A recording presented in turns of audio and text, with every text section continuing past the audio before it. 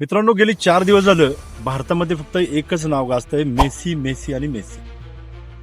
Messi हा जगप्रसिद्ध फुटबॉलपटू आज भारतामध्ये 4 दिवसाच्या दौऱ्यासाठी आलेला आहे आणि या ठिकाणी त्यांनी आपल्या भारतीय फुटबॉल फेडरेशननी 150 करोडचं बजेट लावलेलं आहे. 150 करोडच्या बजेटमध्ये मेसी भारतामध्ये आलेला आहे आणि साधारणपणे सर्वसामान्य माणसाला न परवडण्याजोगा 5,000, 10,000, 15,000 तिकिटाचा रेट आहे. आता फुटबॉलला चालना देण्यासाठी, भारतीय फुटबॉलला चालना देण्यासाठी खऱ्या अर्थाने मेसीला या ठिकाणी बोलण्यात आलेलं आहे. पण फुटबॉल प्रेमींना भेटतंय काय, हा याच्या पाठीमागचा खरा मोठा प्रश्न या ठिकाणी निर्माण झालेला आहे. 150 करोड रुपये जर तुम्ही मेसीला देत असाल आणि याच्यापेक्षा या उलट मी म्हणतो की हेच 150 करोड जर आपण भारतामध्ये सर्वसामान्य फुटबॉल प्रेमींसाठी किंवा फुटबॉल खेळाडूंना जर ग्रामीण भागातील, शहरी भागातील जर या ठिकाणी लावले असते तर 10 वर्षाची राहण्याची, खाण्याची सोय या खेळाडूंची आपल्याला झालेली बघायला मिळाली असती. फुटबॉल कोच रणजित बजाज या ठिकाणी असे म्हणतात की हे जर 150 करोड जर मला दिले असते तर या ठिकाणी मी तुम्हाला 10 मेसी तयार करून दिली असते.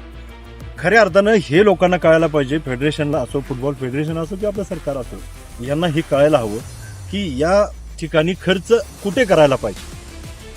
खर्च करायला पाहिजे या ठिकाणी अशा ग्रामीण भागामध्ये जिथं मैदानं नाहीयेत, जिथं सुखसुविधा नाहीयेत, अशा ठिकाणी या पैशाची खऱ्या अर्थाने गरज आहे.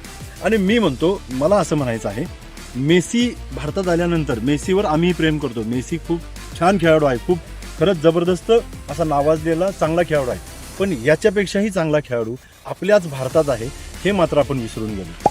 सुनील छेत्री सारखा आपला भारतीय फुटबॉल टीमचा कॅप्टन की ज्यांनी वर्ल्ड रँकिंगमध्ये 4थ्या क्रमांकाने या ठिकाणी 95 गोल करून आज 4थ्या क्रमांकाला आहे.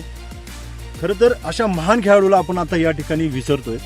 आणि जर त्याच्या योगदानाबद्दल जर बोलायचं गेलं तर गेली 15 वर्ष, 10 ते 15 वर्ष सुनील छेत्री सगळ्यांना सांगतोय, ओरडून ओरडून सांगतोय की या फुटबॉल मैदानावरती या, खेळ बघायला या.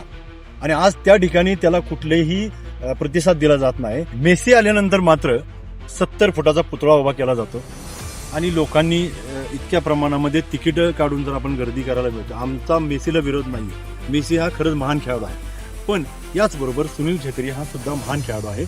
भारतामध्ये त्याच्या योगदानाबद्दल जर आपण विचार केला तर सगळ्यात मोठं योगदान हे सुनील छेत्रीचं आहे. सुनील छेत्रीसारखा खेळाडू भारताला मिळाला याचं खरं तर खूप मोठं भाग्य म्हणावं लागेल. सुनील छेत्रीसारख्या खेळाडूला मेसी बरोबर उभा केलेला आहे आणि त्या ठिकाणी मेसीची जर्सी सुनील छेत्रीला घालण्यात दिली, कारण ती जर्सी ॲडव्हर्टाइजमेंटची जर्सी होती. मला असा प्रश्न पडतो की या ठिकाणी आपण सुनील छेत्रीला दिलं काय. खरंच मित्रांनो, अभिमान वाटायला पाहिजे. सुनील छेत्रीसारखा एखादा खेळाडू जर हा परदेशाकडून जर खेळत असता, अर्जेंटिना असेल किंवा पोर्तुगाल असेल, तर आपल्याला एक वेगळं चित्र बघायला मिळालं असतं. देशाबद्दलचा अभिमान आणि देशाबद्दलचं प्रेम या ठिकाणी दिसून येतंय. सुनील छेत्रीसारख्या खेळाडूंनी भारतासाठी 10-15 वर्ष देऊन देखील आपण त्यासाठी काही नाही देऊ शकलो. खरं तर या ठिकाणी एवढंच सांगायचं आहे की सुनील छेत्री असेल किंवा अनेक फुटबॉल प्रेमी असतील, खेळाडू असतील, यांचं एकच म्हणणं आहे की या ग्राउंडमध्ये या, मैदानात या, खेळ बघा, खेळासाठी लागणारे प्रोत्साहन वाढवा आणि फुटबॉल या खेळासाठी ज्या काही लागणाऱ्या गोष्टी आहेत त्या फेडरेशन किंवा गव्हर्नमेंट असतील यांनी शाळा, कॉलेजेस किंवा ग्राउंड असतील किंवा ज्या ज्या ठिकाणी जिथं जिथं गरज आहे त्या ठिकाणी खऱ्या अर्थाने ती गरज पोचवली पाहिजे. ती मदत पोचवून त्या ठिकाणी तो पैसा लावावा, इतकीच इच्छा आहे. तरच आपला फुटबॉल या देशाला, या भारतातील फुटबॉल किंवा फुटबॉल हा खेळ आहे इतर देशाप्रमाणे आपल्याला पुढे नेता येईल.